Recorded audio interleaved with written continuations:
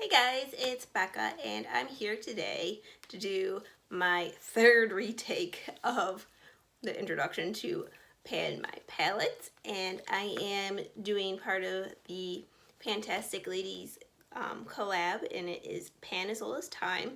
This isn't necessarily the oldest palette in my collection, but it is one of the oldest, and before this project I had never touched it.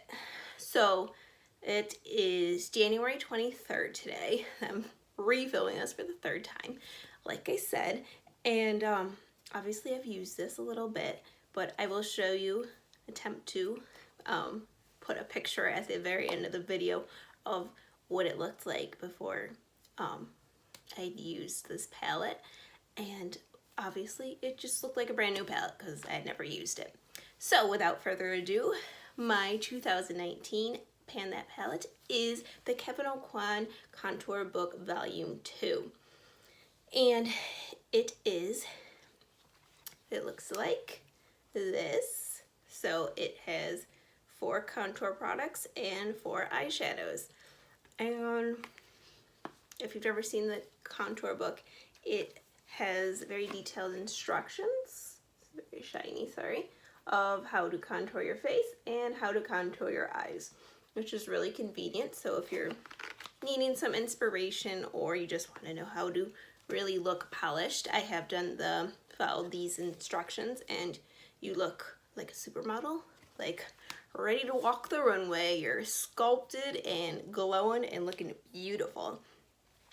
So I picked this palette because this is a very expensive palette and it needs some love. I need to use it up before it goes bad, especially because these top 2 are cream products.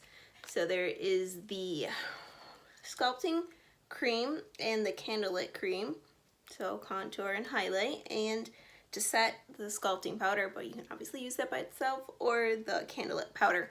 And I have been using it to set the candlelit glow or candlelit cream, but it kind of is a little bit shiny, so you do glow a lot. So you could really use it as a highlight, and they use the Brighten as the highlight in this palette, and it is very, very shiny. It's really pretty. So I'll do swatches later.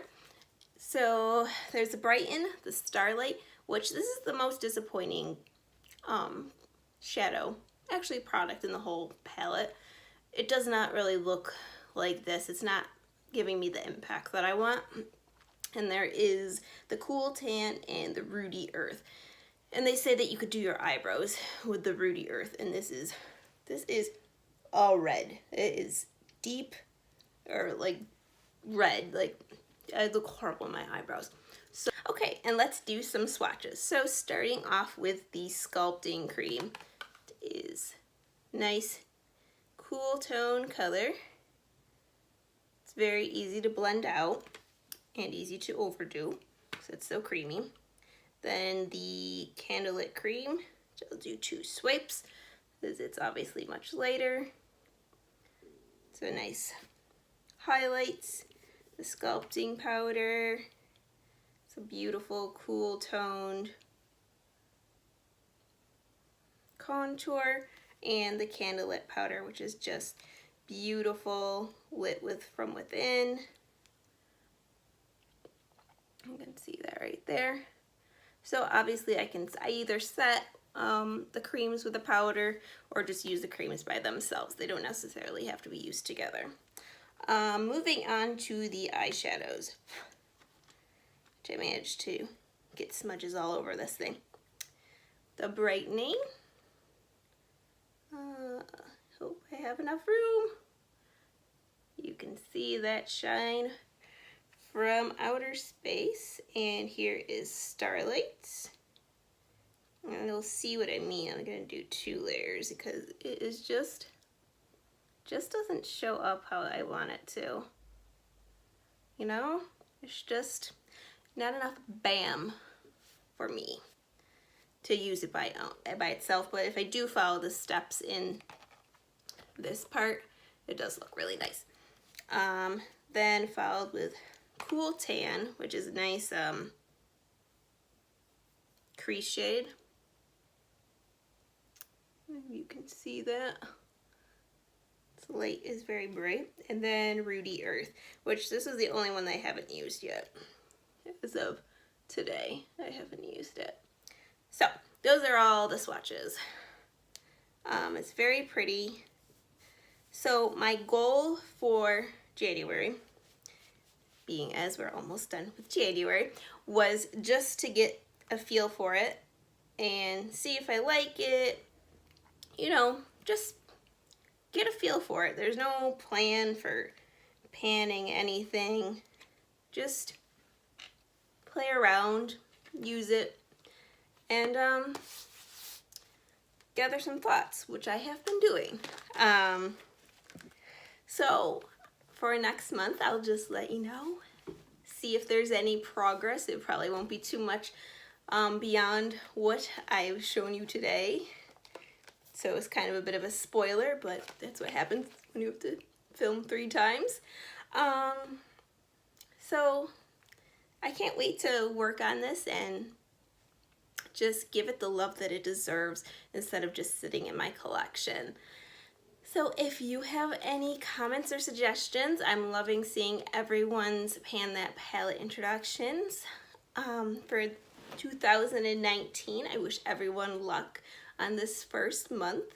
It's the hardest because you're not going to see any progress. It's just chipping away. But this is part of why we're in the panning community. The hard part is the best part to see because you can persevere and finish a whole entire palette. That would be really exciting to see this empty at the end of the year.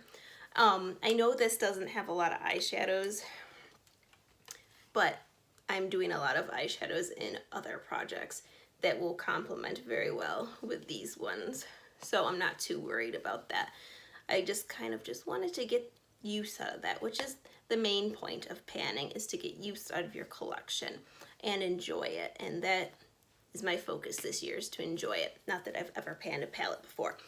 I did a trio last year, which didn't take too long. I worked on it from May until November, so it didn't take too long to finish that. It was only a trio, so, but it was the first trio I think I've ever finished in my life. No, it wasn't. I have finished some Clinique little trios, but it was still nice to remember what it is like to finish a complete product and really know the ins and outs of the product. So that is enough babbling for today. Remember to like, comment, and subscribe, and I will see you next month, which will be in about a week. Bye!